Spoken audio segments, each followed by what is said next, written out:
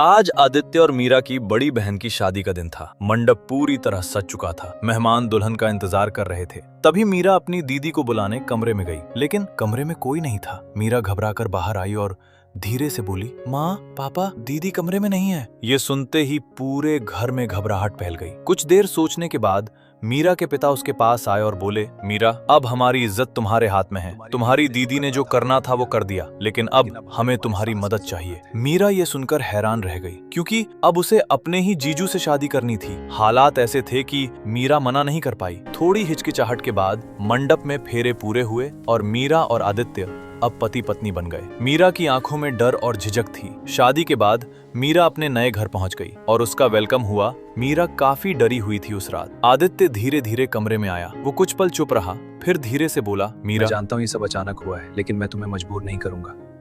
जब तक तुम इस रिश्ते को दिल से स्वीकार नहीं करती, मैं इंतजार करूंगा। कुछ देर बाद आदित्य का फोन बजा और वो जल्दी से कमरे से बाहर चला गया। मीरा को ये थोड़ा अजीब लगा। दरवाजे के पास खड़े होकर उसने आदित्य को फोन पर कहते सुना, हाँ, अभी मीरा को इस बारे में कुछ मत बताना। ये सुनकर मीरा चौंक गई। अगली सुबह मीरा को कमरे के ड्रॉर में एक पुरानी फोटो मिली। फोटो में आदित्य एक लड़की के साथ खड़ा था, लेकिन वो लड़की उसकी दीदी नहीं थी। अब मीरा के मन में और भी सवाल पैदा हो गए। आखिरकार मीरा ने हिम्मत करके आदित्य से पूछ ही लिया, आदित्य, ये लड़की कौन है? आदित्य कुछ पल चुप रहा, फिर बोला, मीरा, ये तुम्हारी दीदी की दोस्त रिया है। तुम्हारी दीदी उससे मिलने के लिए ही घर से गई थी, क्योंकि वो ये शादी नहीं करना चाहती थी। फिर उसने पूछा, अगर तुम रिया से प्यार करते थे तो फिर मेरी बहन से शादी के लिए हाँ क्यों की? आदित्य हल्का सा मुस्कुराया और बोला, क्योंकि वो शादी कभी होने वाली ही नहीं थी। मीरा चौंक गई। आदित्य ने कहा, रिया ने खुद मुझे मना कर दिया था, क्योंकि उसे पता था कि तुम मुझे पसंद करती हो। मीरा की आंखें फैल रहीं। आदित्य ने आगे कहा, रिया ने मुझसे कहा,